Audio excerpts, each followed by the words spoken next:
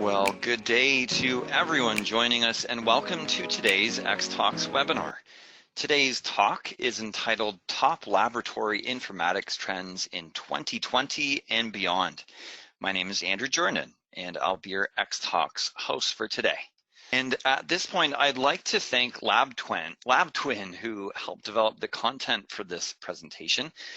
LabTwin is creating the next generation of digital lab tools for smart labs, starting with the world's first voice-activated lab assistant. With LabTwin, scientists can collect data, access information, manage experiments, and streamline documentation simply by talking. Using voice recognition and machine learning technology, LabTwin's smart assistant simplifies data capture, structures valuable information, and provides suggestions to scientists in real time so they can make more informed data-driven decisions. With a mission to empower scientists, LabTwin is backed by BCG Digital Ventures and Sartorius. Its voice-powered assistant is used by hundreds of scientists and leading biopharma companies and academic institutions around the world, including Deutsches Primatenzentrum, University Medical Center Göttingen, and the University of California in San Francisco. And now I'd like to introduce you to your speakers for today's webinar. Guru Singh joins LabTwin with several years of experience as a biotech researcher and a lifetime's worth of passion for entrepreneurship. Beginning his journey as a biotech engineer in India, he published numerous research papers and co-founded life science startups and foundations.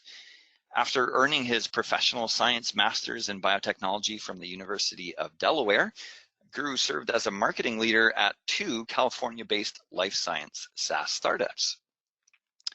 And Oscar Cox is founder and CEO of lab automation company iVention. Before founding iVention, Oscar worked as a chemist at Ashland, sales executive at Thermo Fisher Scientific, and account manager at IDBS. He completed a Bachelor of Analytical Chemistry at Hogeschool Utrecht and an MBA at the University of Phoenix. Next up, here we have Thomas Hensler.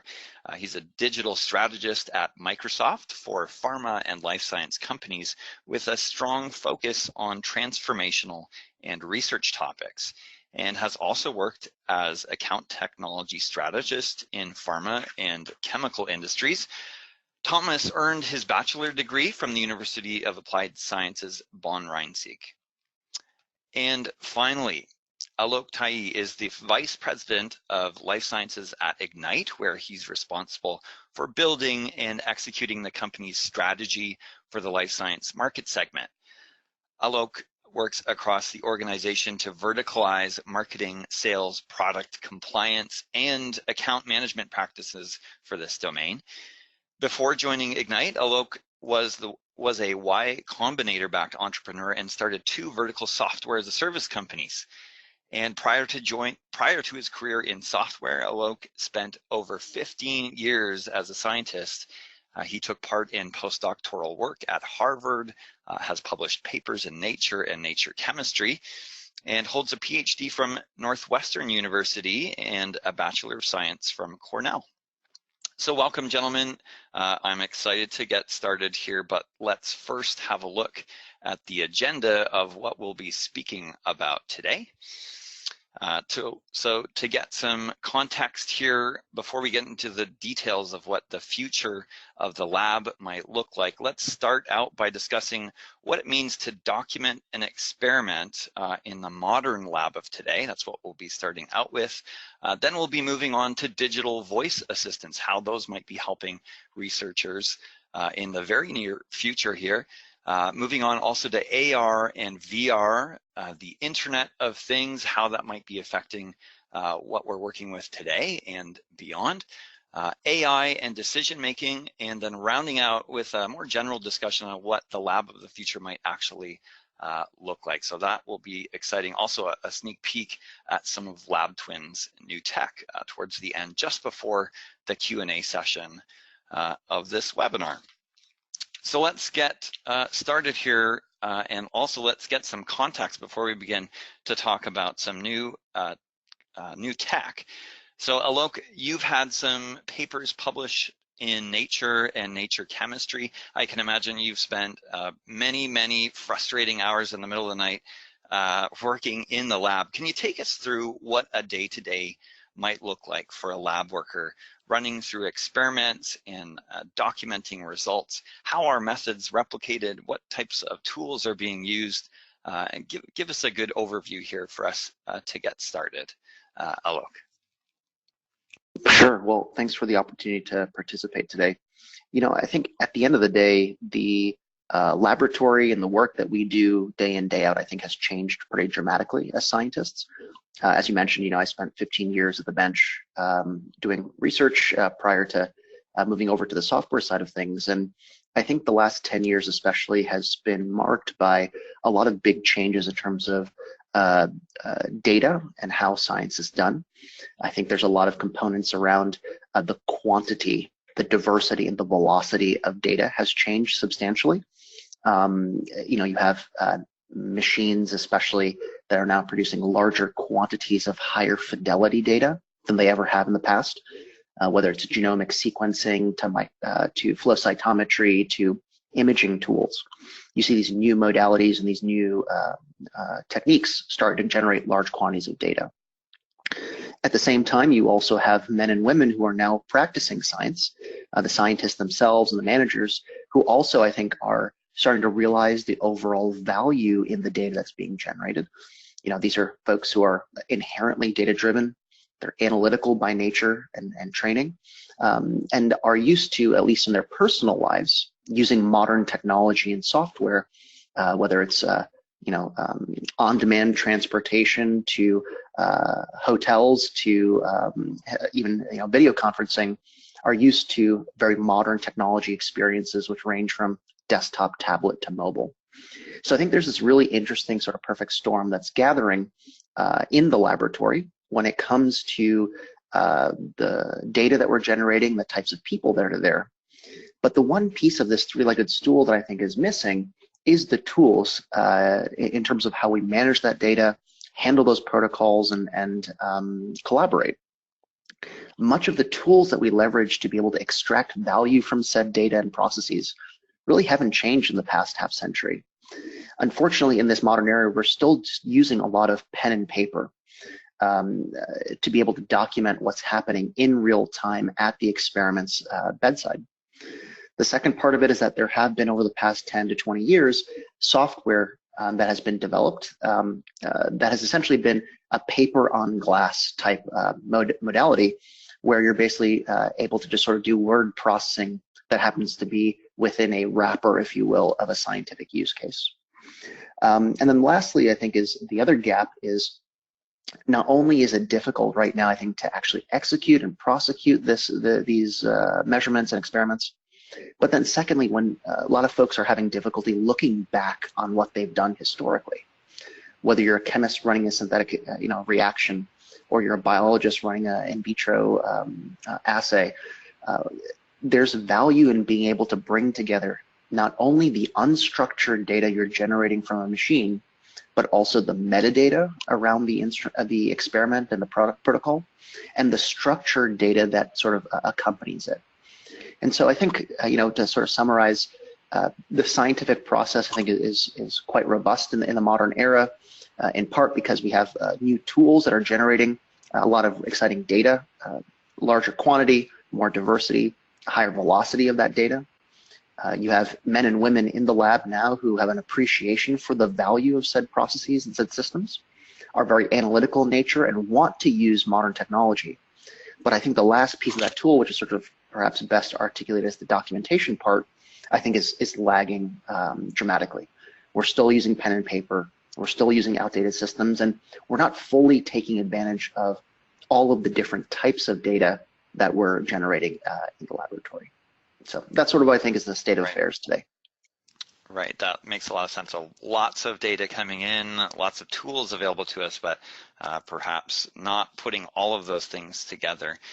So Guru and Oscar, I'm sure you have some good insights here as well. In the lead up to this webinar, I'm sure many people read over 70% of people, 70% of early discovery experiments aren't reproducible. So Alok mentioned some of those areas where we're seeing documentation errors, method replication errors. Can you speak to that as well? Where were you seeing that, or are you seeing things in your company where you've tried to address those? Yeah, first of all, I couldn't agree more with Alok. What he said, we have seen adoption and emergence of new technologies like CRISPR, high throughput screening, organs on chip, you name it. So we have seen all these innovative technologies, but the way scientists document, the way scientists capture data, manage data is really 20th century still. And we see this every day when we see our users, LabTwin users, to when they run experiment. What we realize is the world of experimentation and their world of documentation is like two different worlds. So when their eyes and hands are preoccupied with experiments, there's no way to capture information. There's no way to access information. And that is one of the reasons the missed information and incorrect information leads to irreproducibility crisis. And we see this again and again. And a few days ago, I was talking to one of our user, Philip, and he mentioned he has to go 10 times to his office from his lab again and again, just so he can access his data, just so he can see what was the molarity, what was the calculation for his buffer. So it's still very 20th century, and we see this every day. Right. Very good. Unless Oscar, you have some extra things to add there. I think it's very obvious, and it's a good thing. But I think the whole laboratory informatics business is conservative. I've been in this market for 25 years. As you said, Andrew, worked at Thermo, and to pick up new technology seems to be more difficult in the laboratories than let's say in the outside world, outside the laboratories. An example: we do a lot of business in animal science, where people have to hold an animal, and then another employee has to go into that same area to type in the data. So it takes only 2 people, but we can easily eliminate that. There's so much to gain from technology.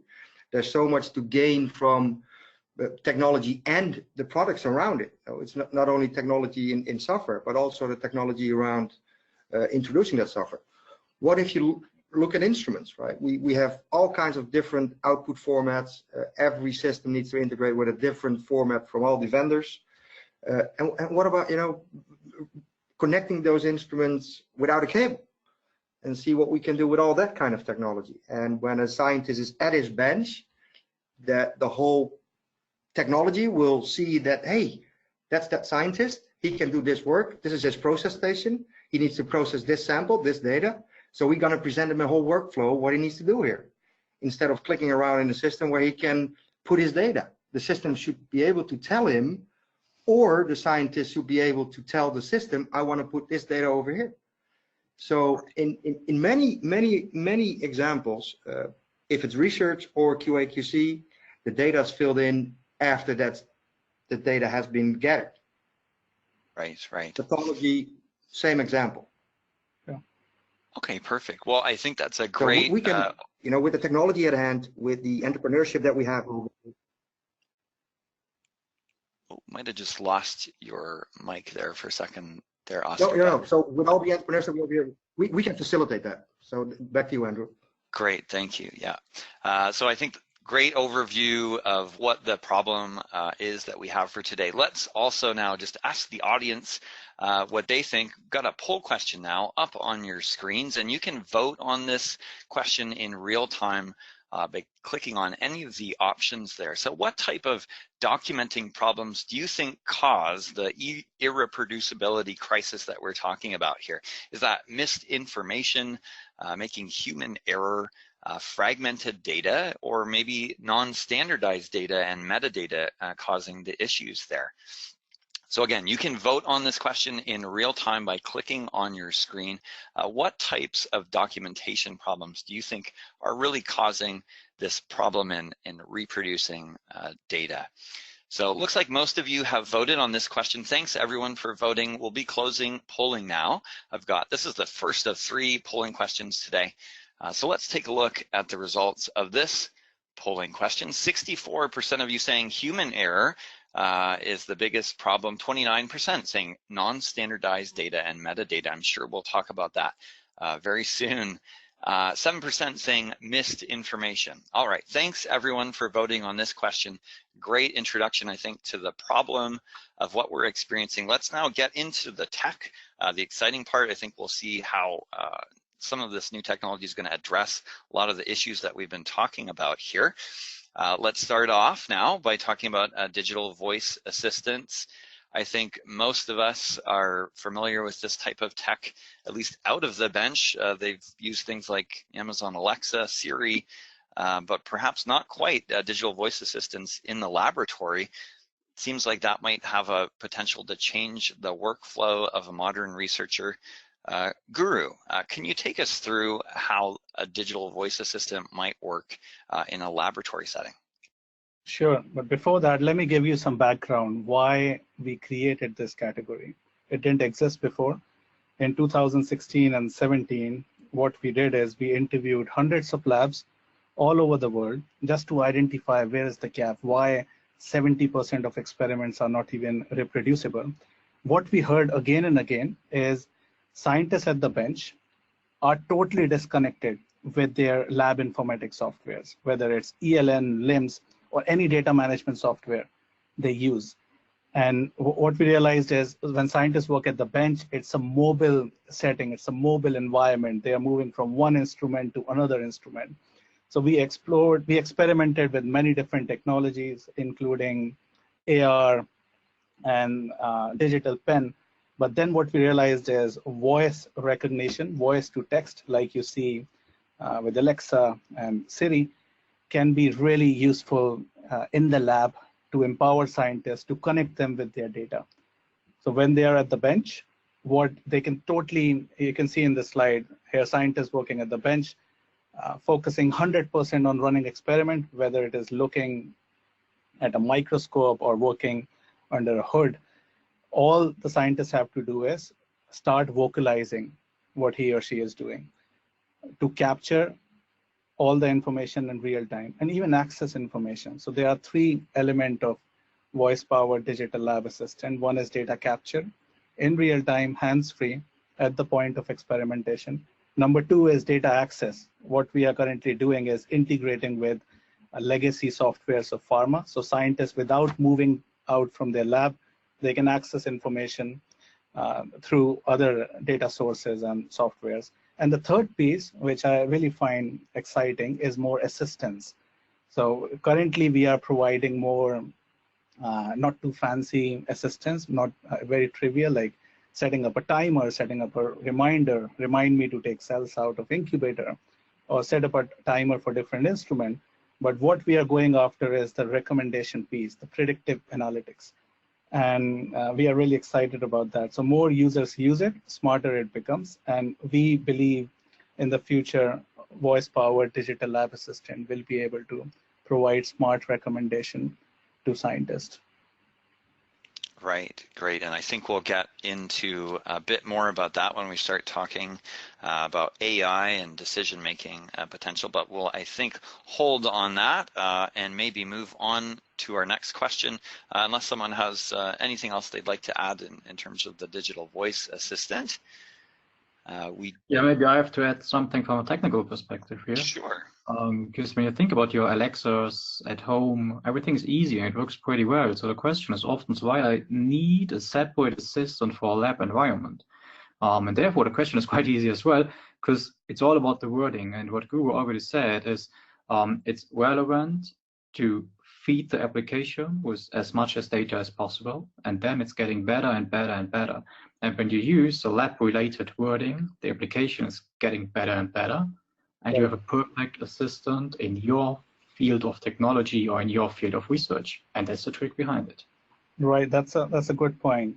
And so, yeah, Alexa is more for consumer world and no specific workflows. But what we are doing is we are training our model for specific scientific domains and specific to companies and even at the level of scientists. So there is training involved. like global model training and training at the level of company, client, because each client has different workflows, different domains. And then we have to train at the level of scientists and their workflows. So more they use it, smarter it becomes, and more customized experience they get. So it's like any other machine learning enabled platform. It gets smarter and more personalized with time. Right. Very cool. Okay, well, thanks, gentlemen, for this aspect. I think let's move to our second polling question of the day, just to keep on so we can touch all of the components of today's webinar here. This second polling question up on your screen right now. What do you think the best potential use case of voice-powered digital lab assistants may be? Is that for supply ordering, instrument handling, lab documentation, or perhaps real-time data access? So what do you think the best potential use case for a voice-powered digital lab assistant might be? Looks like a lot of you are voting right now on that. Thanks for getting your votes in. We'll be closing polling here in a moment. And let's take a look at what your colleagues think of this question. Let's have a look at the results. All right, so 43% of you saying lab documentation. That makes a lot of sense, along with real-time data access. Also makes a lot of sense. I could have used that back in my master's days. Supply ordering, 14% of you said that, and instrument handling, 7% of you said that. Very interesting. Thanks everyone for voting on this polling question. Let's now move on to a new component. Very exciting. I personally can't wait for technology like this to become a little more mainstream. For now, I think this technology is located or businesses are being targeted with augmented reality and virtual reality. I have seen some amazing videos at the HoloLens out of Microsoft using where users are wearing a headset, interacting with their environment. Thomas, can you give us some insights to what Microsoft has been up to and how we might start to see researchers interacting with augmented reality and virtual reality? Yes, sure. So when we from Microsoft look at AR and VR, so augmented and virtual reality, for us, it's clear when we have a look at our customer projects, it's a key enabler for labs and lab environments in general. So when we see from a use case perspective, or we have a look from a use case perspective, there are simple use cases where you just add or get additional information for your scientists or researchers. For there, we just put some additional information in the field of view of the researcher or scientist. But furthermore, when we have a look at AR and VR technologies, in the field, we see possibilities in the field of dry lab simulations, for example, or very important in the field of trainings. And maybe when you imagine how easy it could be to train your colleagues and share your insights by bringing additional information, literally in the field of view, of your colleague. So bringing information in the field of view means, and you mentioned it before, for example, getting a support from a colleague via a Skype call. So you can receive a Skype call and both of you will see the same live content, and the external person will see the real environment which you are seeing at the same moment here, which is definitely an enormous benefit. And when we talk about lab environments in general, you can imagine that we are looking for use cases at universities as well, or in many researchers departments and so on. And I think a really good use case here is something which Oscar described me before, because he's already using a Microsoft HoloLens in a university environment. And that's the reason why I would like to hand over, in this case, to Oscar to describe his proven use case. Okay, so absolutely fully agree with what you're saying. So what we did at the University of Florida is where they can work with the HoloLens, not only because it's, it's good to collaborate, we even did a user requirements gathering with the HoloLens that we could see at the other side of the pond what they were doing.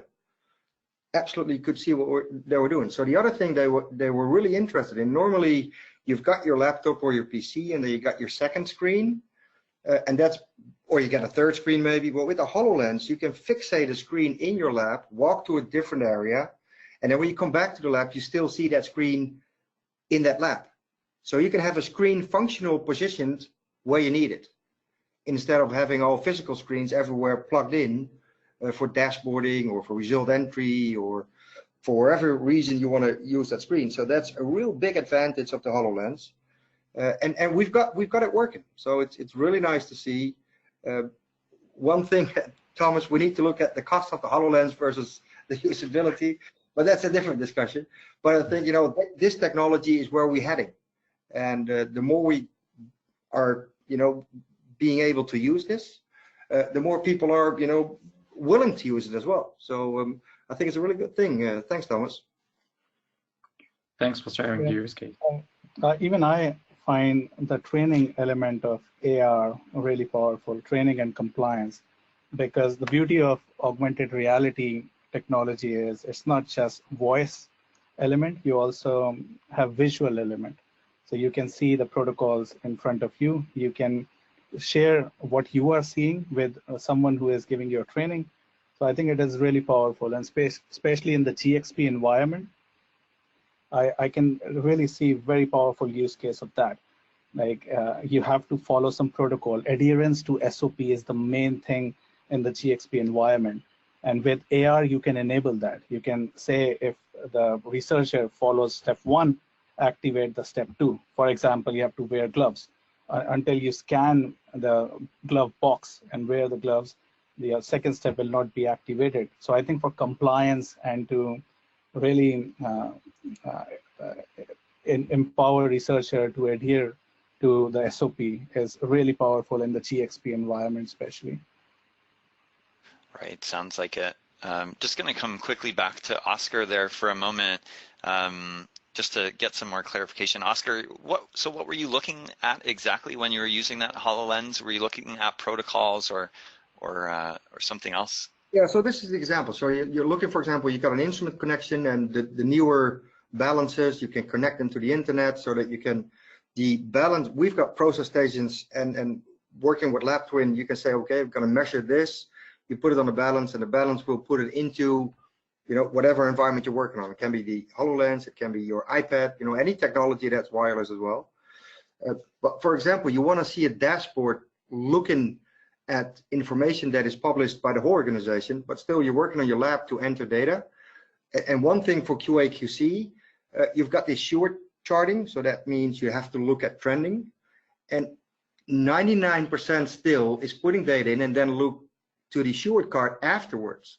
And the short cards are there to look at if there's a, you know, result outside of the specifications. You need to act on that directly. And that's where all of these technologies comes together, that you can act directly when you enter the data. And what happens now, either it's on paper or even in an electronic environment, you will put the data in after you've done the work, and then you have to make decisions. You want to do that directly. Right, yeah. Very interesting. All right, thanks, gentlemen, for this portion. Let's move on now to the next topic. We can tell data is definitely piling up from the technologies we've talked about already here. So we're also seeing a lot more talks on the Internet of Things on Xtalks lately. So Internet of Things, put very simply, I think that means getting things like software and sensors and devices all connected and speaking to each other. My question I'm going to direct to Alok now. So how are we connected now? What does that mean to be connected? Where do you see that going in the future? How might that impact researchers? Your thoughts there, Alok, on the Internet of Things. Yeah, you know, IoT has certainly been a buzzword for the past couple of years, and my experience in the past, having built you know, startups in that space, especially for science, suggests that IoT specifically is going to be unique from industry to industry, vertical to vertical. And in the life sciences domain, I think one of my colleagues, might have been Oscar, had commented in the past that the software and technology in the research and the pharma environment, the life sciences environment, tends to be fairly conservative. And I think as a result, a lot of the opportunities that IoT provides really have gone unrealized, namely because you have devices and machines that are fairly outdated. You have software and systems and security practices and infrastructure that also is outdated and from a bygone era. So I think the opportunity for IoT is quite large, and it really hasn't been realized yet. That said, where I've seen sort of the opportunity emerge for IoT is really thinking about the three different sort of tiers of capability that IoT could provide. At the base level, if you think of it as a pyramid, at the foundational base level, is the ability to sort of monitor what's happening in real time with those different systems and sensors. Everything from your freezer to your hot plate to your chromatography system spits out real-time data that you'd want to be able to track, whether you're there in person or remotely, to ensure that a measurement progresses appropriately. So I think monitoring is a real good foundational piece of what IoT can provide. The second layer on top of that, I think about in a broad sense as data. Many of those systems, from the sensors to the instruments to some of these enterprise systems, generate valuable data. And be able to integrate and pull that together, I think, is a critical piece of how folks prosecute their science. And then the capstone of this pyramid, the last layer, I think really comes down to automation. And I would articulate automation being in the most broadest sense, where it could be about robotics and systems and robots and things moving together. But it could also be about workflow automation in terms of how you're leveraging IoT in the lab. So I think those are sort of the three layers that I'd advocate to keep an eye out for in terms of IoT. Again, monitoring at the foundational level, data at the second tier, and then the final piece is really automation from robotics through to workflow. Right. And so where, Alok, do you see the answers to those challenges coming up? So monitoring, interpreting data, and automation, is that going to be done, do you think, by companies addressing those challenges, or are they going to be done by the companies that are producing the tech that's giving access to the IoT, or where do you see that? Yeah, I have a particular opinion that it's going to be companies like, LabTwin, amongst others, that are going to emerge as that unique third-party Switzerland, if you will. If you walk into a laboratory today, there are hundreds, if not thousands, of suppliers of systems, of instrumentation, of software, of consumables. And that diversity is a reflection of the diverse workflows and science that goes on in a laboratory. And so my opinion is that it's going to be a third-party independent entity that comes in and helps unify that ecosystem under a single roof. Because at the end of the day, if you're an individual scientist, you don't want to have to go to a different piece of software to monitor your freezer or your laboratory versus your chromatography system or your microscope. You kind of want to have all of it pulled together in one place to make your life really easy. So I think that's sort of what we're seeing as the opportunity. And I think in the coming years, you're going to see more and more of these best of breed technologies within given instrument classes develop some of their own cloud software, and hopefully they'll be able to bake in APIs and hooks to make it the data open and accessible for other uses. Right, makes sense. All right, thanks for that. If anyone wants to comment more on Internet of Things, definitely welcome to jump in. One thing, Andrew, it's Oscar. We had this really big project at Novartis at the moment where we work with a internal, well, that's an internal supplier that will store all the samples that they need to store for long term. Wouldn't it be great if the sample comes in and basically everything is connected? Where's some space in a freezer? Which freezer do we need? Minus 80, minus 120 degrees, or whatever it needs for that sample. And then you only have to put it there, right? And then the Internet of Things will monitor everything that happens to that sample. How many times was it taken out of the freezer, in and out, right? That means what is the quality of the sample still? All the biobanks that we have in the world, all of that stuff could be connected to the Internet of Things. Yeah, I think whether it's instrument handling, instrument booking, or Absolutely. inventory management for Absolutely. all of this, or automation in the long run. I think connected environment is a must. If we don't have different hardwares and softwares talking to each other, we don't have all this data digitized, it's really hard to make research efficient. And And Guru, with all of this tooling, also with voice recognition, we are having I think the opportunity to tell all the instruments vendors, give us one standard of the files that come out. Give us one standard that we can work with. Yeah, I think data standardization will play a huge role in the mass adoption of smart. They need to follow instead of telling us what they're doing. They need to follow the technology. Right. Couldn't agree more. Data harmonization, I think it's must. Exactly. Yeah. Right. Yeah. Okay, very good. Thanks everyone for your input here on the Internet of Things. Let's move on now to our last main topic of the day. That's the role of AI. And Guru, I believe LabTwin has some AI built into its product there. What type of role will AI play in making data-driven decisions? Yeah, it's a great question. So in the long run, I think the main purpose of AI is to empower scientists to automate all the mundane tasks. So whenever we talk about AI, we see some, like we hear this again and again, that people think they will be replaced, their roles will be replaced, but how we see it, AI and human intelligence is more like a collaborative, like partners. AI can simplify workflows, increase productivity, and AI is so much dependent in early stages on human intelligence. For example, if you have a machine model, you have to, subject matter experts have to train the data, train the model. They have to label the data.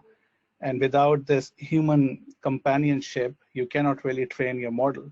So there's so much interdependency. And if you have good quality data, well-structured, that's when AI becomes valuable.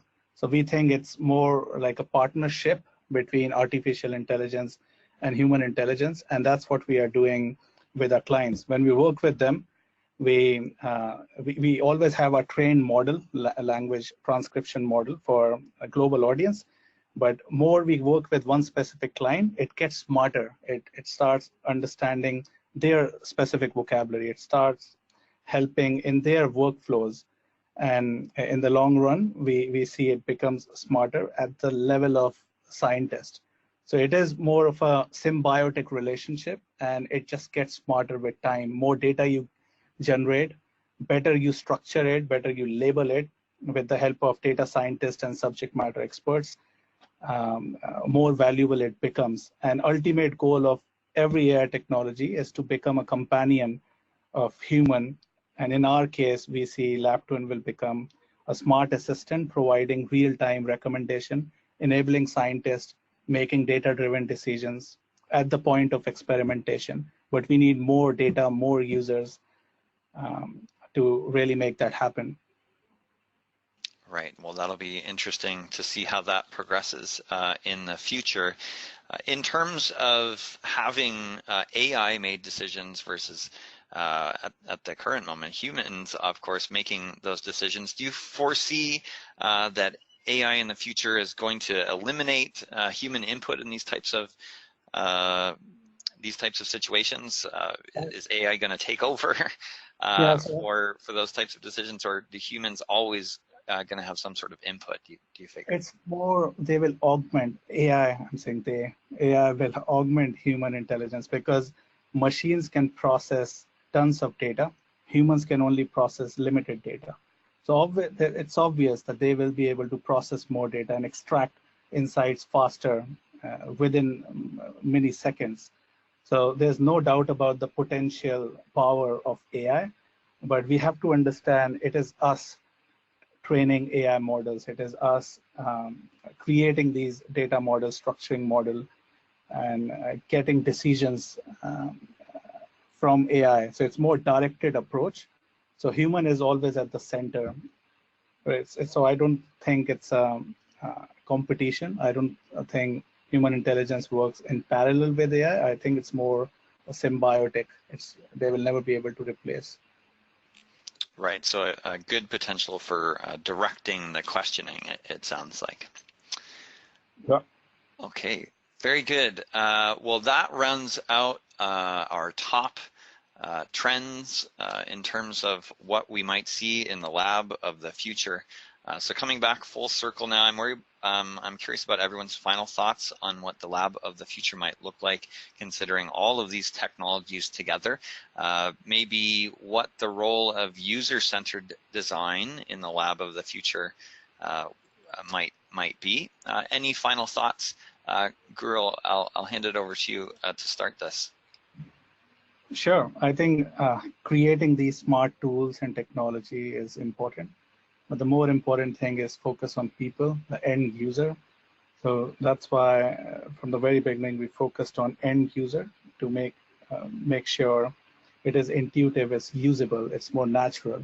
And we will see more and more lab informatics companies focus more on user-centered design rather than just creating another smart tool. Why? Because if you don't do that way, if you don't focus on people, it's really hard to get adoption. It's really hard to integrate with scientist workflow. And I'm confident we will see more intuitive interfaces like voice interaction, more visual and audio cues, so scientists can control experiments from their office, home, or even while traveling, hands-free. And I also see in the future things will be more mobile using mobile technology, and things will become more user-friendly. And that has to be prioritized. Otherwise, we will see delay in the adoption. And it is really detrimental and very costly if we don't see adoption quickly of new technology. Yeah. Let's go around the circle. Alok, how do you see the lab of the future, especially considering the work you're doing now? Where do you see that headed? Well, I think the lab of the future has a lot of promise, and I think it's technologies like LabTwins, amongst others, that are going to help us realize the value in the data that we're collecting and modernize the processes. I'll maybe share an off-the-beaten-path opinion here, which is science of the future, I think, unlike science of perhaps 10 years ago, is going to be highly collaborative and highly distributed, and is going to require different, not only instruments and labs and people, but also different companies to come together to do science for the collective good. And so I think the lab of the future is going to be a combination of AI and automation and IoT within the laboratory, but also a set of tools and environments that facilitate interinstitutional work and collaboration as well. Right. Okay. Thanks for that. Thomas and Oscar, any final thoughts? Yes, sure. So when I look on the lab of the future, in my opinion, it should be technology driven. And when we talk about technology or technology driven, in this case, it means it should be data driven. Yeah, that's easily how it works. So focus on data, enriched by artificial intelligence, and build the lab of the future. That's it. Great. And Oscar, any final thoughts there? Well, absolutely. If you look at everything that we've got under the desk, all the the connectors, the power streams, and I've seen a great presentation from Bezos from Amazon. There's so much to gain. There's so much to gain. So absolutely. Great. Well, thanks all for those insights. Let's launch our final polling question of the day. This time you can vote on more than one answer here if you'd like. You can click on any of the options there. They are check boxes. So which technology will you consider implementing in the near future in your lab? Is that voice recognition, augmented reality, virtual reality, mobile technology? Are all your options. You can vote on, of course, more than one option, as I said. I'm sure you'd like all of them. Getting the budgets for these, always the biggest challenge for everybody. Voice recognition, augmented reality, virtual reality, mobile technology, all of your options there. Most of you have voted. Thank you very much for doing that. We'll close polling now and share the results with everyone. Have a look at what your colleagues are saying here. The most popular answer, voice recognition, that's followed by mobile technology, then augmented reality. All right, thanks everyone for voting on that. Next up, before we get into the audience Q&A, I know a bunch of you have already sent in your questions for that. Wanted to take a sneak peek at some of the technology coming out of LabTwin directly. Guru, can you talk a little bit about LabTwin, what you've been working on, and what we might expect here from your technology? Sure. LabTwin is a voice-powered digital lab assistant. And as I said, we created this new category because we realized currently available lab informatics tools are totally disconnected with scientists' workflows. When scientists perform tasks at the bench, there's no reliable way to capture and access information. So we started focusing, like when we launched it, we focused more on data capture part using voice recognition technology, but we realized it's not enough. Data access part is also important. So when scientists work at the bench, they should be able to access information, for example, from their inventory management software. They should be able to control, handle their instruments in the lab using voice commands. And they should be able to get assistance in real time. For example, setting up a timer, reminder, and recommendation, interactive protocols. So that's what we are working on. We work with primarily with big pharma and medium-sized companies, and I'm happy to receive requests for demo or tell you more about LabTwin. How can we help you with our technology? Right, great. Well, we do have a contact information email up on the screen for you right there. We'll come back to that, but for now, let's move now into the audience Q&A session. Thanks, gentlemen. That was lots of helpful insights there to what the lab of the future might look like. I'd like to invite now more of our audience to continue sending in their questions and comments. And right now, using that questions window that's on the side of your screen, this is the Q&A portion of the webinar. And like I said, we do have some questions here ready for you to get started. So our first question, this audience member writes, I have been in big pharma where augmented reality was removed for security purposes. How do you feel like that would be overcome? So probably a great question for Thomas there. Yeah, so sometimes we see cases where the augmented reality glasses are not certified for special labs and so on, but our goal is to design glasses which are able to get used in labs to fulfill the security requirements and so on. So that's normally the main purpose why it's not used, but it really depends on where you like to use it and in which environment it's used. Right, yeah. So I'm sure those will be overcome as the needs arise. Interesting. Can I add on that, Andrew? Can I add on that, Andrew? Yeah, go for it. One of the things, so we've got a complete web-based system, which we allow, you can use it worldwide, but some of our big pharma has said, we're gonna, give access to people that are within the IP range of the organization. And you can do that exactly the same thing with the augmented reality or any device that you will use using software or using the voice recognition from LabTwin. You can make sure that it only can be used within the boundaries of your organization. So it's easily used, right? I mean, it's the same thing that you bring your mobile and take pictures from everything. I mean, so maybe you should just focus on a hybrid environment here, right? Where you can separate your data. We host it for companies, and we've got our ISO certification, and the ISO auditor said, how do you comply with security? So we can lock down IP addresses from certain countries. So if you're trying to hit our website from that country, it's impossible. So there are many ways to overcome it. Great. All right, great. Thanks for all that. Moving on to another question here. What type of labs represent, do you think, the biggest opportunity for these kinds of voice automated solutions? So is that genomics, core labs, manufacturing? Guru, great question for you. Yeah, and it depends what stage of the research. In early stage, we have seen good adoption for animal work, pathogenic research on pathogens because you do need hands-free way to document, and when scientists work with dangerous chemicals. So whenever documenting is important, hands-free, so you don't have to disrupt the process, and deglove, that's where we see quite a bit adoption in early stage. In late stage, we do see good interest from like in GXP environment. So where you have to authenticate the user, where adherence to SOPs and protocols is important. So voice assistant, if it can enable you to follow different steps and everything is time-stamped, you have the audit trail part of it. So we have seen adoption in GXP environment.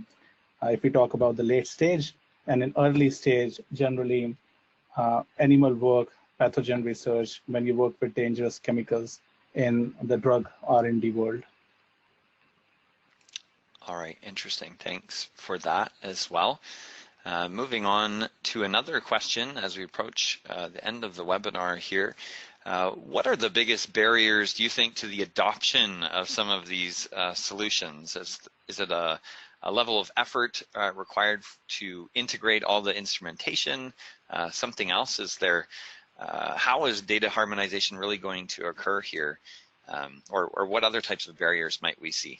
So I'll leave that open to the floor to answer. Yeah, I can quickly share from my experience. I think the biggest challenge here is the perceived threat that we see with every new and emerging technology, that AI is going to replace them. And so the change management part is super important for us, and we see that as a barrier. So it does require quite a bit of time, training, and yeah, to make people aware. Another thing is, I think it's already mentioned in the question in some way, is more data standardization part, because implementing tools is good, but then how will you push and pull data? How will you centralize and harmonize data? This is still very challenging. We do have some great initiative for data standardization, but still we are still too far from the ideal world. So we do see challenges with data formats and the standardization. Absolutely. Guru, can I put something Sure. forward as well? I think one of the things, it's just, we do a thing called Blocky, how you can build workflows, etc. So what Guru is saying is absolutely true. And there's also a generation gap, right? If you put somebody from 60 years old in a lab and you put them a HoloLens on, it will be more challenging. If we've got Leap Motion, where you can touch your PC without touching it. We did it with a company that really started that up. We worked with them. It's a generation thing as well. But the good thing about that is, if you are a big pharma and you want to attract new talent, if you want to attract good people, if you want to attract people that bring your company further than you are with technology, I think that's what you need to offer them. You don't need to offer them Excel files and paper. You need to offer them technology. So when I was young, I was attracted by having a car, right? I mean, that's normal now. I think now the opportunity for the bigger companies and also the smaller companies is to offer technology to the new kids and to attract them and to bring your company further with having them help you introducing the technology, right? Right, yeah.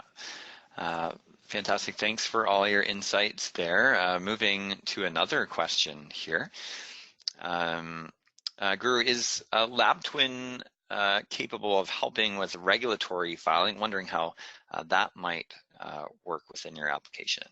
Yeah, so not directly filing, but we do increase their chances to get approval, because every time you capture data, you can tell who captured what and how. So you have context behind it. You have the complete chain of custody, the audit trail, which can be really powerful when you interact with the regulatory agency. So we do support that, but we do not directly help with the filing process. Right, yeah, that sounds like it could be helpful in that process. Let's tackle one final question here. We were touching on this earlier, talking about data harmonization, data fragmentation. you mentioned that there were some initiatives out there. Is something actually out there to help harmonize all this data? There's tons of it out there. How are we going to get that all together? What type of initiatives are out there? Does anyone have insights on that? Yeah, there are, I can think of the names of great initiatives by Allotrope Foundation, Pistoia Alliance, but I would rather have someone talk about it, how they're helping. They're doing a great job. Alok, you want to talk about it? Sure. Well, you know, I think organizations like Pistoia aggregate heads of IT and scientific stakeholders from some of the larger pharma companies to help socialize, discuss, prioritize the challenges that the industry is facing. Data standards, as we've discussed, is one of those I describe as a unsexy but linchpin or cornerstone type capabilities that I think unlocks the future of AI, IoT, etc., automation. And so Pistoia Alliance brings together some of these thought leaders and some of these bigger pharma companies. They then sort of spin out different concepts and technologies and standards that result. And, you know, the Allotrope Foundation was one of the outgrowths of these sorts of discussions, whereby the Allotrope Foundation has created its own data model and data standard and framework around analytical data, initially starting with chromatography data.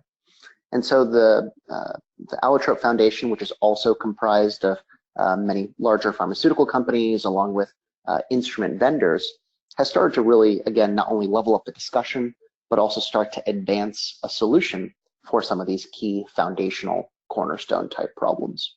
So that's really where I think Allotrope and Pistoia fit into this broader discussion. Thank you, Alok. Right. Well, it'll be very interesting to see what happens in 1 year from now as things progress. How close are we to moving to what we talked about all today? It'll be very interesting to see. Thank you, gentlemen, very much. We have reached the end of the question and answer session of this webinar. But like I mentioned, if you do have any further questions, I'll ask you to direct them to the email address showing on your screen right now. That's for Guru, guru.singh@labtwin.com. And I'm sure he'll be happy to answer your questions. If we weren't able to attend to a last second question that gets in here, the team at LabTwin may also try to follow up with you.